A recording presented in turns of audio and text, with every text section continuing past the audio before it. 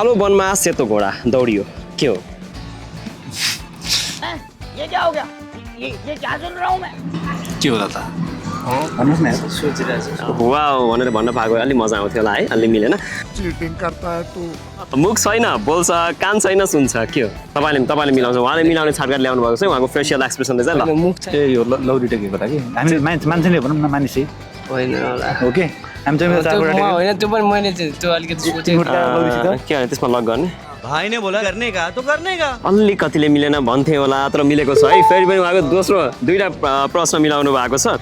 जति तान्यो उति छोटो हुन्छ। यो तेस्रो प्रश्न पनि मिलेको छ। उत्तर चाहिँ मिलाउनु भएको छ र उहाँले जित्नु भएको छ। हेलो नमस्ते। आज चाहिँ हाम्रो नेपालको टिम चाहिँ नारायणी किनारमा आएको छ र आजदेखि हामीले सुरु गर्दैछौँ पब्लिक च्यालेन्ज र आजको पहिलो दिन चाहिँ हामीले गाउँ खाने कथा सोध्दैछौँ र आज चाहिँ हरेकजनाले जित्न सक्नुहुन्छ रु 500 रुपियाँ क्यास प्राइज र अब हामी चाहिँ पब्लिकमा जाँदैछौँ।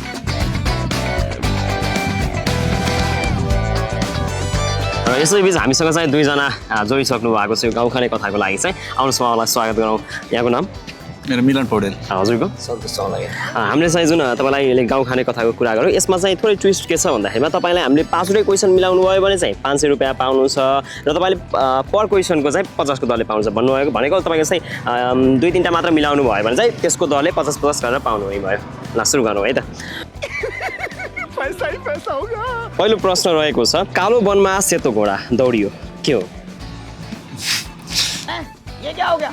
ये क्या सुन रहा हूँ मैं? फ्रेन्ड सोध्नुहोस् कालो वनमा सेतो घोडा दौडियो के होला त? भन्नुहोस् न यार, सोचिरहेको छु। सोचौँ है त। तपाईँलाई 10 सेकेन्डको टाइम छ के सम्बन्धी हो यो? तपाईँले अहिले अब के गर्नुहुन्छ कुनै समय पक्कै पनि प्रयोग गर्नु भएको आइरन तपाईँले चिज हो कि लगाउने चिज हो कि कस्तो खालको चिज हो? यो चाहिँ अब नन लिभिङ थिङ हो। तपाईँहरूले प्रयोग गरिरहनु भएको प्रायः लगभग सबैले नै प्रयोग गरेको हुनुहुन्छ कुनै आफ्नो जीवनको एउटा समयमा चाहिँ। के हुन्छ पास गर्नुहुन्छ? पास नै भयो त्यो त अब।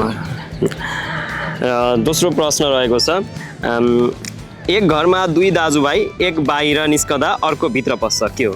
एक घरमा दुई दाजुभाइ हजुर एक बाहिर निस्कदा अर्को भित्र पस्छ जातो। वाउ भनेर भन्न पाएको अलि मजा आउँथ्यो होला है, अलि मिलेन। चीटिंग करता है तू।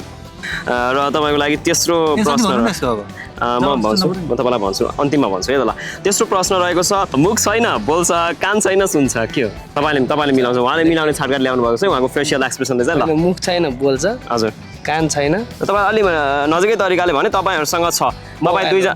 हजुर मोबाइल हो। हजुर मिलो उहाँले चाहिँ मिलाउनु भएको छ। ल एउटा प्रश्नको उत्तर चाहिँ मिलाउनु भएको छ। ल तपाईँलाई बधाई छ। र त्यसपछि चाहिँ अबको चौथो प्रश्न कतातिर गरौँ?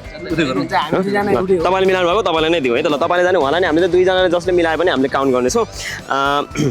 जन्मिँदा 4 खुट्टा जवान हुँदा 2 बुढेसकालमा 3 के हो? जन्मिँदा 2 जन्मिँदा 4 हजुर हजुर अनि जवान हुँदा 2 बुढेसकालमा 3 ए यो लौरी टेकेको कुरा कि हामी मान्छेले भनौँ न मानिसै होइन होला ओके हामी चाहिँ मेरो चारवटा टेकेको होइन त्यो पनि मैले त्यो अलिकति सोचेको के भने त्यसमा लक गर्ने अनि लास्टमा 3 भयो बिचमा 2 भयो नि। हजुर के हो तपाईँले मान्छे हुनुहुन्छ? भाई ने बोला करने का तो करने का। अलिकतिले मिलेन भन्थे होला तर मिलेको छ है। फेरि पनि उहाँको दोस्रो दुईटा प्रश्न मिलाउनु भएको छ र अबको अन्तिम प्रश्न है त। ल अन्तिम प्रश्न तपाईँलाई रहेको छ एकदम सजिलो छ, मिलाउनुहुन्छ होला। प्रयोग गर्नु पो के गर्नुहुन्छ है। जति तान्यो उति छोटो हुन्छ। चुरोट सिगरेट यतिले मिलेन नि चुरोटै हो। यो तेस्रो प्रश्न पनि मिलेको छ। ल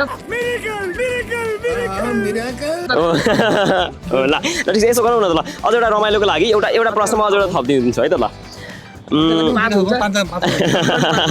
होइन एउटा अन्तिम है त। ल आगोमा जन्मियो पानीमा मर्यो के हो? आगोमा जन्मियो यो तपाईँलाई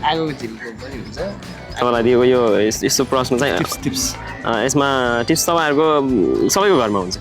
त्यही हो क्या आगोको झिल्को आगोबाट निक्लियो जन्मिन्छ त्यहाँबाट तर पानीमा पऱ्यो भने त त्यो मर्छ डिस्पोज भइहाल्यो। ल भन्नुहोस् के त्यसमै लक गर्नुहुन्छ के गर्नुहुन्छ तपाईँहरू? यसलाई यो मैले तपाईँहरूलाई दिएको एउटा एक्स्ट्रा प्रश्नमा चाहिँ मैले क्वेसनमा यसो बोनस एन्सर दिनु पर्यो नि तपाईँले। दिएँ नि त मैले। सबैको घरमा हुन्छ, सबैको घरमा छ। हजुर आधुनिक युगले हटायो कि हटाएन त्यसलाई? हटाएको छैन त हट्दैन पनि।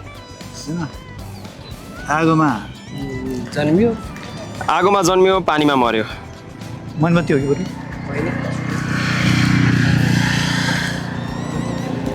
मनमती मतलब गरौँ न त के रहेछ ल गर्ने त बधाई छ तपाईँलाई भनेर भन्थेँ होला है तर बिग्रियोस् है सॉरी सॉरी गलती हो गई सर जी र उहाँले चाहिँ हजुर हजुर त्यो पनि मिलेको थिएन उहाँले चाहिँ 3वटा प्रश्नको उत्तर चाहिँ मिलाउनु भएको छ र उहाँले जित्नु भएको छ रु 150 रुपियाँ हजुर ल पानी खानुहोस् पानी लिनु आउनुहोस् गर्मी छ है हस् तपाईँहरूको समयको लागि चाहिँ धेरै धेरै धन्यवाद धन्यवाद